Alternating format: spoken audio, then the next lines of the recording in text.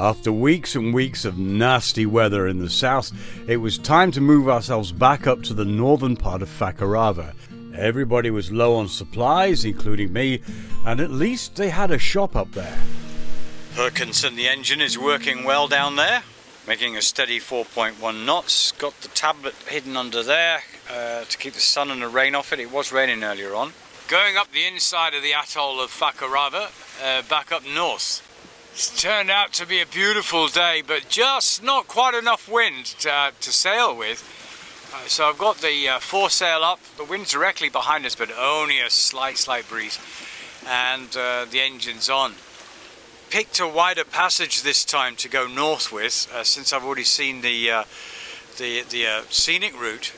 This is a waterway, if you will, like a road waterway, and it's been surveyed, but to either side of us out there, there's rocks and coral heads and all sorts of stuff. This is used by the supply ships that serve the atoll, because it's 30 miles long from top to bottom. But as you can see, the sun is in my eyes, which is a bad thing to have when you're navigating through rocks and bimini's and stuff in the sea. You can't see them. As opposed to behind us, with the sun at our back, you can. And that's ideally what it should look like. So I've got to keep an eye on the chart, a close eye. It's too far to make it all the way to the top, so we're going to take a little turn off to starboard, which is about another 4 miles away up there, and find an anchorage that I used on the way down. There is a bar there, so that's nice. But I am totally out of provisions. I'm running short on everything, so that's why I have to go to the North Passage. There are shops to re-provision with up in the North Passage, so that's why we're going up there. I am completely out of almost everything on the boat. And we can't even see him with the camera. I can just see him with the naked eye. Easy Mike is right back there. Wow, history. I'm actually in front of him. That makes a change. While I was talking to the camera doing this little piece, Shaddy was steering herself towards a reef. You can see it there. Oh, come on, Shaddy. No.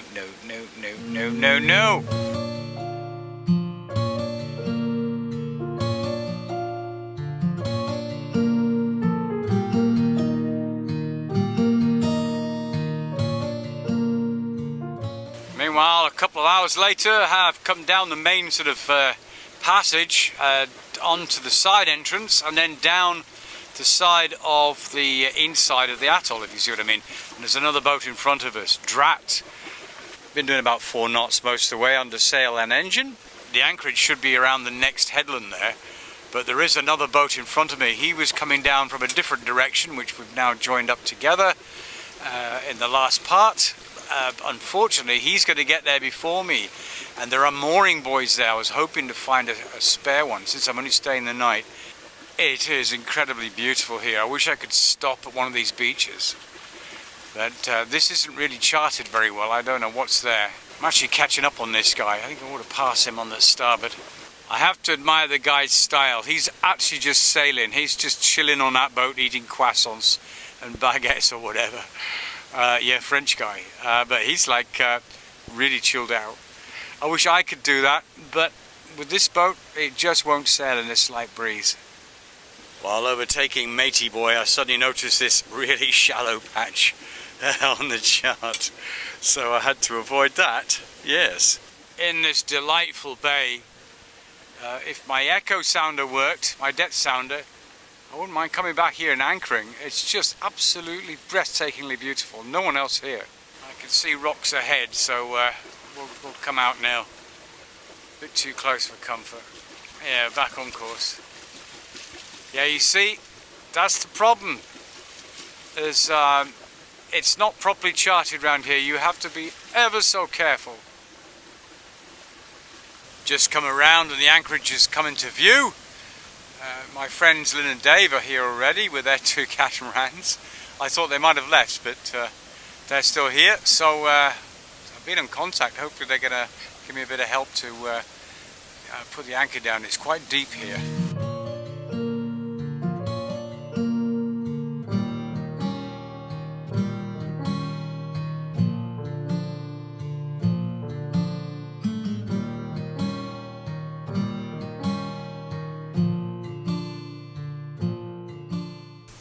always lots to do once you've dropped anchor. Just been sorting out the dinghy, ready to take her ashore, try and find some internet, maybe a cold beer. I haven't had my anchor beer yet because I haven't stopped since I the anchor down. Took a little a dive in there just to see what it looked like. Looked great. Talked to Easy Mike on the radio. He was all like, "Hey Barry, you opened a can of whoop ass. You beat me." And I'm like, I had to admit that I was motor sailing because he sailed it all the way. Looks like he's going to anchor inside of me in it's quite shallow water. I stopped here because my depth gauge is still not working. So those guys said they were in 11 meters, so I put my anchor where they were and just hung back behind them. So Easy Mike looks like he's going to do the same thing, but he's doing it in much shallower water. But he does have something that works that will tell him his depth. It's very nice here. Last time I was here, it was stormy and horrible. I couldn't even get ashore. So it's been a long day. A nice passage, really. Not bad at all. Yeah, just watching Easy Mike. He just makes things look so easy.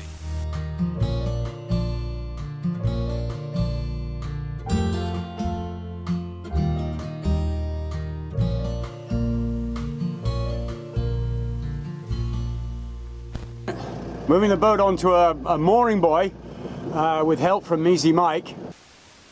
Well, the anchor's up, but we're not at sea. And that's thanks to this mooring buoy, which I hope is secure. I'm going to dive down and check it right now. I've got 2 ropes on deck securing her, and they're both working, so hopefully that'll be safe enough. They're actually a bit over tight, but the reason for that is to move the boat up because we're just a teeny weeny bit close to shore. I didn't realise looking at it before I came here that this was going to be so close. Normally the wind blows from over there, so this wouldn't normally happen. That's why Mike and myself are still here. The wind's a bit wrong for sailing further north. They've got internet and beer, so I decided to stay and do some work today. As you can see from that bommy down there, it is super shallow here. I hope to God the wind doesn't blow up in this direction tonight. But I'm near the dinghy dock anyway. I can actually see individual fish swimming around that bommy down there. And it's just behind me, look. It's scary. But once again, it is beautiful.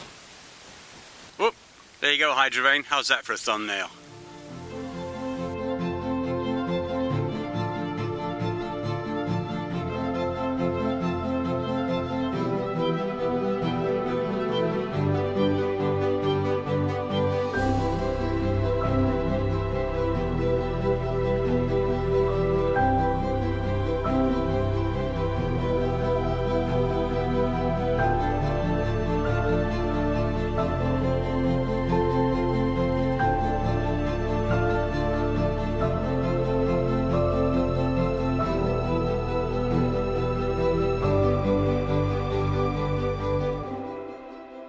There's a table over there on the beach. I sat there for about 3 hours last night trying to catch up with all my internet stuff and supping on some cold beers.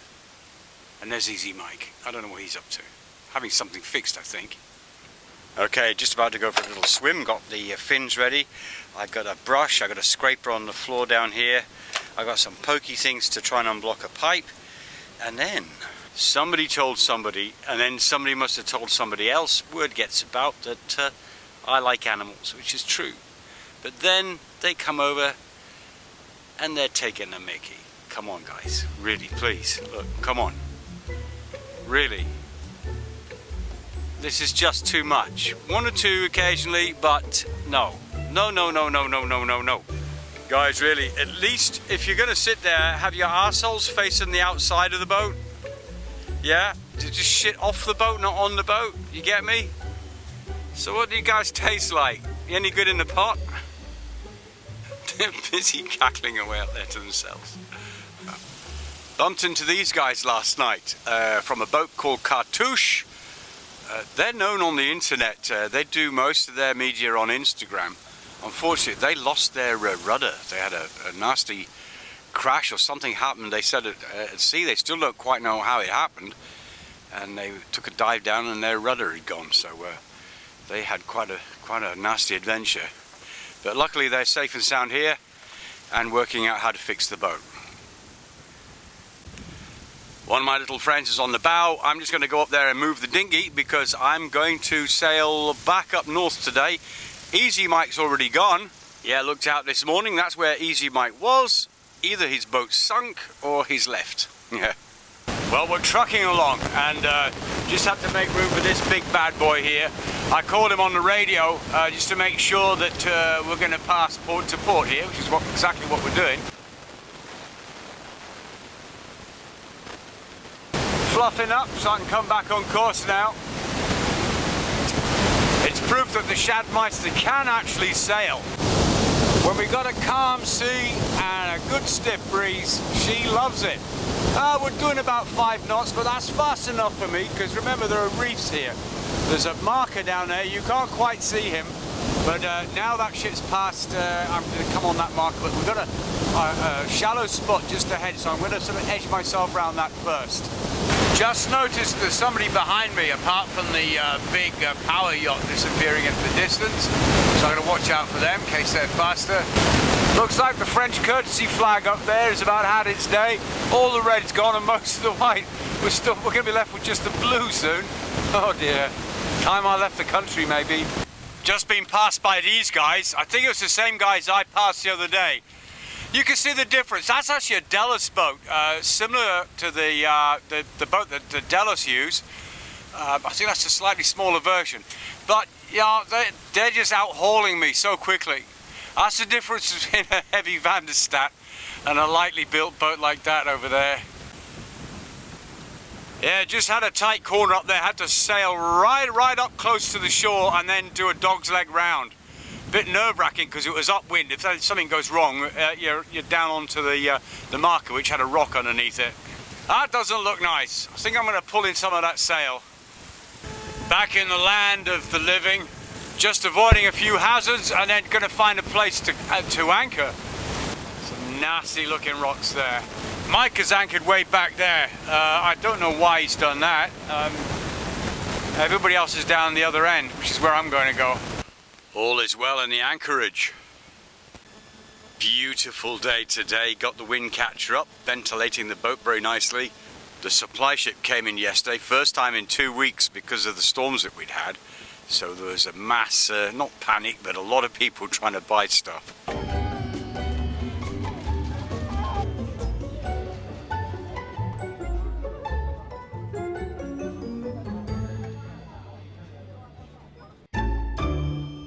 After standing in line for what seemed like an eternity, finally managed to get myself a fair selection of fruit and vegetables. Back at the boat, I had to start work on packing up the sail. I'd left her out in the sunshine, time to put her away, but then that's when I ran into a problem. I was trying to pack the sail away back into the sail cover, and I pulled on the edge of the sail, and this happened. And that's a bad sign. When all you do is pull on a sail and it rips to this extent, it means only one thing. The sail has come to the end of its life, it's had its day. A cruising boat by its nature will spend a lot of time at sea in its life, and that means everything on board gets subject to a lot of wear and tear. And sails are no exception. They don't like ultraviolet light. Together with wind conditions and hard sailing, they don't last forever. I did know about these small holes, so together with the big hole now, it was time to get to work. Get the sail on deck, get out the sewing box, and fix the damn thing. As they say, a stitch in time saves 9.